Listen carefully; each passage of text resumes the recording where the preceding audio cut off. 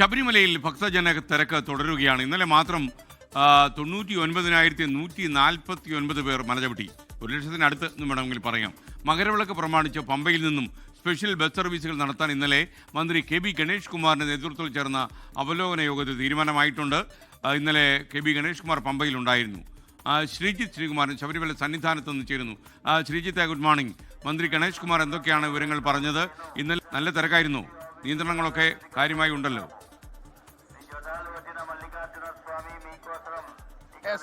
തീർച്ചയായും നല്ല തിരക്കാണ് അനുഭവപ്പെടുന്നത്. ഈ മണ്ഡലമാസം ആരംഭിച്ച ഏറ്റവും വലിയ തിരക്ക് രേഖപ്പെടുത്തിയത്, അല്ലെങ്കിൽ ഏറ്റവും വലിയ അയ്യപ്പ ഭക്തരുടെ ഒരു ഈ ശബരിമല സന്നിധാനത്ത് എത്തിയെന്ന് പറയപ്പെടുന്നത്, അല്ലെങ്കിൽ അങ്ങനെ ഒരു വെർച്വൽ ക്യൂയുടെ കണക്കുള്ളത് ശനിയാഴ്ചയാണ്. അതിൽ 1,00,000-ലധികം ആളുകൾ ഒരു ദിവസം തന്നെ 18ാം പടി ചവിട്ടി അയ്യപ്പ ദർശനം നടത്തിയിട്ടുണ്ട്. ഇന്നലെ അത് 98,000-ത്തിലധികം കടന്നു കഴിഞ്ഞു.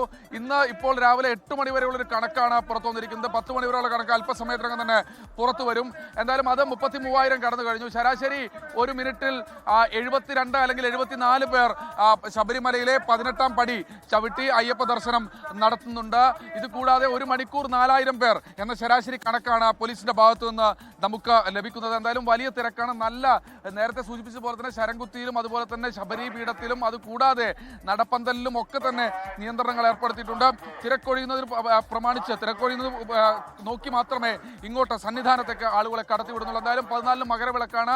ഇപ്പോൾ തന്നെ കഴിഞ്ഞ ദിവസം പമ്പയിലാണ് ഒരു യോഗം, അവലോകന യോഗം ഗതാഗത മന്ത്രി കെ ബി ഗണേഷ് കുമാറിന്റെ നേതൃത്വത്തിൽ ചേർന്നത്. ആ യോഗത്തിലാണ് സുപ്രധാനമായ തീരുമാനങ്ങൾ ഉണ്ടായിരിക്കുന്നത്. ബസ്സുകൾ പമ്പയിൽ നിന്ന് സ്പെഷ്യൽ സർവീസുകൾ നടത്താൻ തീരുമാനിച്ചിട്ടുണ്ട്.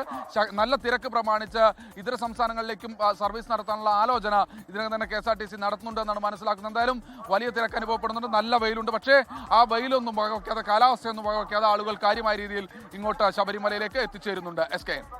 ലോകത്തെവിടെയായാലും ഏത് സമയത്തും 24 വാർത്തകളും ഓഗ്മെന്റഡ് റിയാലിറ്റി പാക്കേജുകളും എക്സ്പ്ലെയിനറുകളും വിശദമായി കാണാൻ ഞങ്ങളുടെ യൂട്യൂബ് ചാനൽ നിങ്ങൾക്ക് സബ്സ്ക്രൈബ് ചെയ്യാം.